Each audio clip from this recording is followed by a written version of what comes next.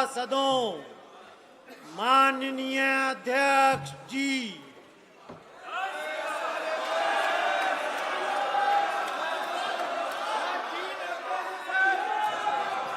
प्रश्नकाल question number 301। Question number 301 प्रश्न संख्या 301।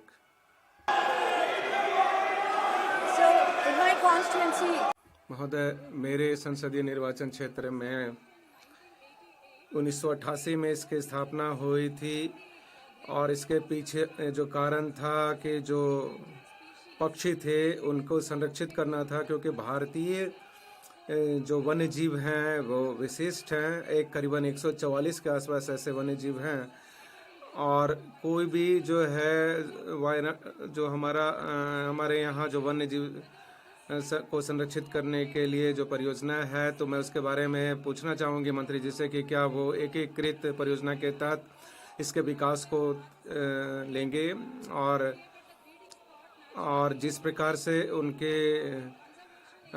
उनको प्रोत्साहित करने के लिए जोला पार्ट सोनसरी में क्या कदम उठाए जा रहे हैं। धन्यवाद। Integrated development plan of wild life habitat ये केंद्र सरकार के द्वारा प्रायोजित की गई एक स्कीम है। इस स्कीम के अंतर्गत हम राज्यों के साथ उनका जो शेयर है उस शेयर के आधार पर इस स्कीम को हम आगे चलाने का काम करते हैं। इंटीग्रेटेड वाइल्ड लाइफ हैबिटेट के अंतर्गत हम लोग इको डेवलपमेंट एक्टिविटी और ह्यूमन वाइल्ड लाइफ की जो कॉन्फ्लिक्ट है उसके साथ साथ जो स्पीशीज है उनके प्रिजर्वेशन और कंजर्वेशन के काम की तरफ भी ध्यान देते हैं। माननीय सदस्य महोदय ने जो एक स्पेशली एंडेंजर्ड स्पीशीज के बारे में पूछा है, ऐसी जो 24 स्पीशीज है वो इसके अंतर्गत शामिल है।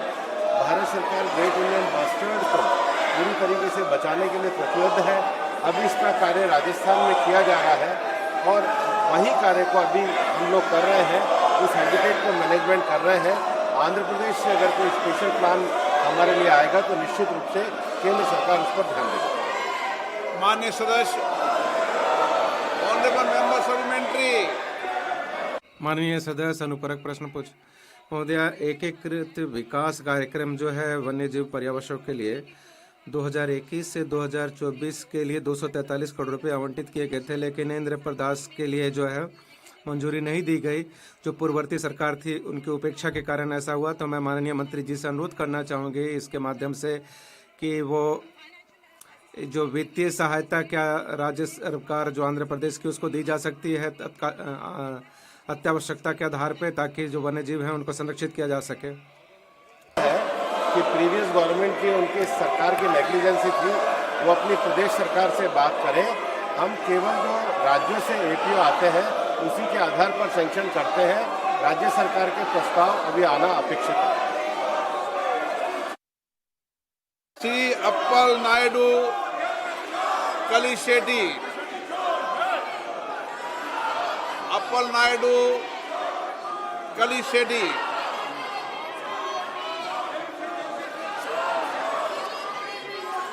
अनूप धोत्रे।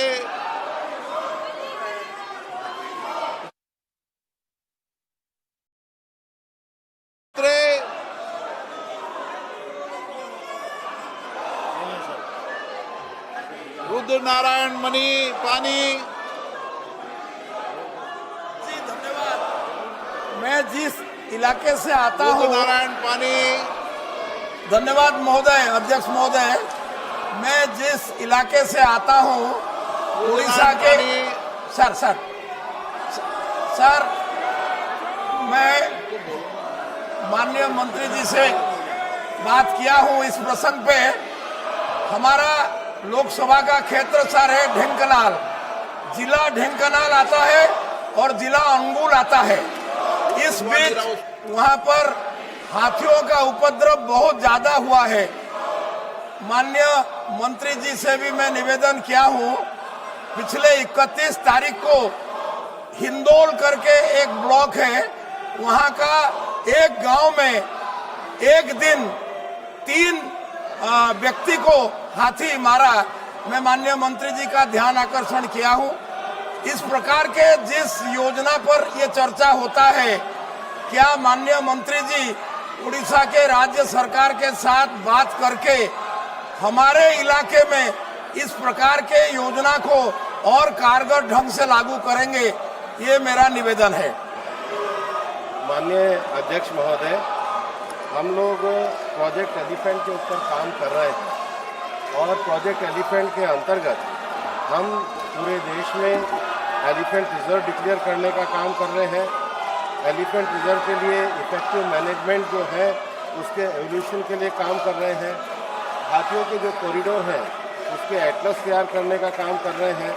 उसके साथ ही साथ हम उनका सेंसस भी कर रहे हैं और इसके साथ ही साथ मैन एनिमल कॉन्फ्लिक्ट ना हो इसके लिए हमने एक विस्तृत गाइडलाइन भी तैयार करी है। एलिफेंट्स के रेलवे के साथ किसी प्रकार का एक्सीडेंट ना हो इसके लिए भी हमने रेलवे के साथ मिलकर के कार्य करना तय किया है और हम चाहते हैं कि ये जो SOP हमने तैयार करी है ये राज्य सरकारें इसको गंभीरता के साथ लागू करें।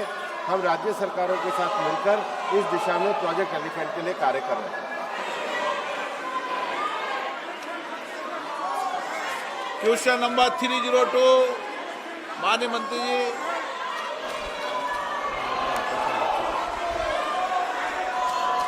Question number 303 Shri doctor Kalanidhi Veeraswamy, माननीय मंत्री जी। Question number 304 Shri Naveen Jindal. धन्यवाद अध्यक्ष जी। मैं मंत्री जी को उनके विस्तार से दिए जवाब और पर्यावरण संरक्षण के प्रयासों के लिए मैं धन्यवाद देता हूं। अध्यक्ष जी, मंत्री जी ने बताया कि नेशनल क्लीन एयर प्रोग्राम के तहत 103 शहरों में प्रदूषण कम हुआ है। ये बहुत अच्छी बात है, लेकिन आज भी समस्या गंभीर बनी हुई है, जिससे कि हम सब की आयु 5 से 10 वर्ष तक पूरे देश के अंदर घट रही है। वर्ल्ड बैंक की रिपोर्ट के अनुसार एयर पोल्यूशन की वजह से भारत को अपनी लगभग 3% GDP का नुकसान होता है। मैं मंत्री जी से मेरा प्रश्न है कि इतने सरकारी प्रयासों के बाद भी समस्या जब गंभीर है तो क्या सरकार जनता की भागीदारी बढ़ाने के लिए इस विषय पर जन अभियान शुरू करने की पहल कर रही है, जिसमें हर प्रकार के प्रदूषण के खिलाफ जंग छेड़ी जाए, जिसके अंदर ध्वनि प्रदूषण यानी कि नॉइज पोल्यूशन भी शामिल हो। धन्यवाद।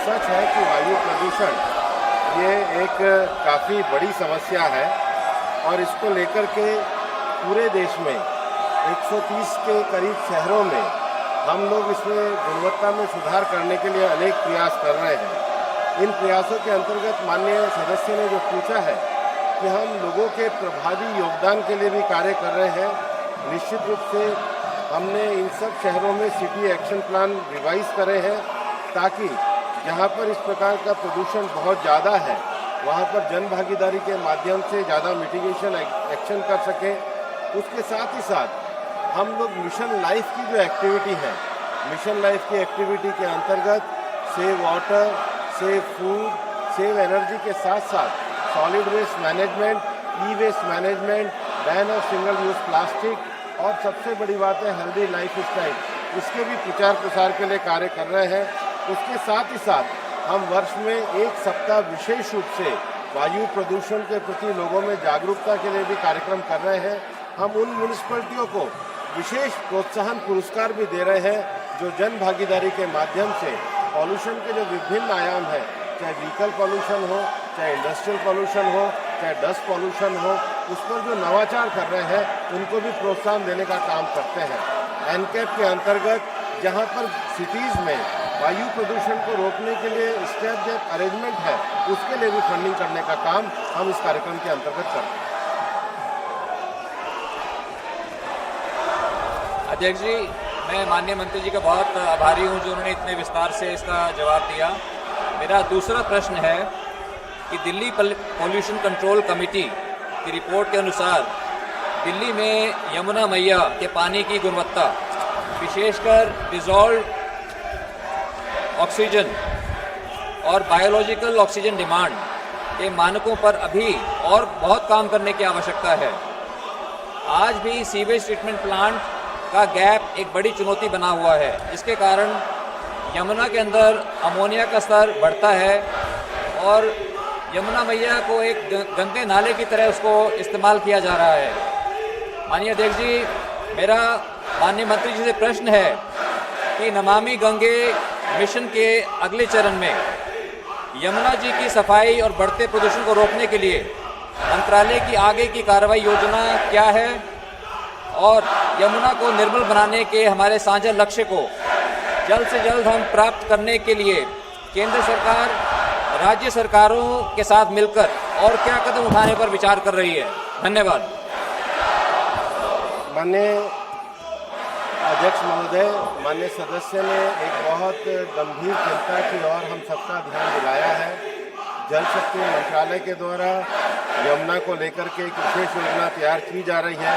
उसके साथ ही साथ सीवेज स्टैंडर्ड को बनाने के लिए वाटर एक्ट के अंतर्गत और यमुना में जो अन्य जो शहरी आबादियाँ हैं उनसे जो प्रदूषण आता है उसके लिए एसटीपी लगाने के लिए एक व्यापक योजना कार्यवाही पर कार्य किया जा रहा है। जल शक्ति मंत्रालय के साथ पर्यावरण मंत्रालय उसको सहयोग कर रहा है।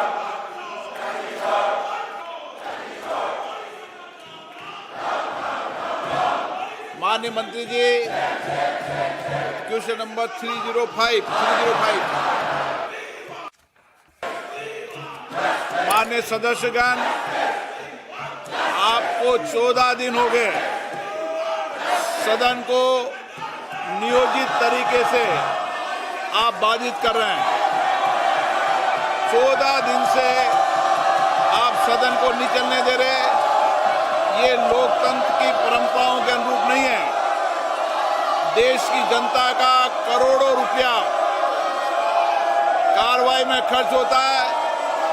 आपको जनता ने यहाँ प्रश्न पूछने, मुद्दे उठाने के लिए भेजा है, उनकी अपेक्षाएं, आकांक्षाओं के लिए भेजा है, उनकी कठिनाई और चुनौतियों के लिए भेजा है। लेकिन आप सदन में नियोजित तरीके से शोरगुल करना, हंगामा करना, तख्तियां लहराना, ये संसदीय परंपराओं के अनुरूप नहीं है।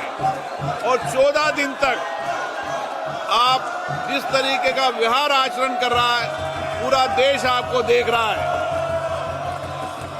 आपको नारेबाजी, तख्तियां, प्रदर्शन करना है तो आप सदन के कैंपस के बाहर करिए। हर मुद्दे पर चर्चा होगी। सदन चर्चा संवाद के लिए महत्वपूर्ण विधेयकों पर भी चर्चा होगी। आप जाकर बैठिए। सदन नहीं चलना देना चाहते आप? देश की जनता ये सब देख रही है। मैं पुनः आपसे आग्रह कर रहा हूं कि सदन की कार्रवाई को चलने दें। मैं सभी माननीय सदस्यों को हर विषय पर पर्याप्त अवसर, पर्याप्त समय दूंगा। प्लीज बैठिए। सदन की कार्रवाई आज 2 बजे तक के लिए स्थगित की जाती है।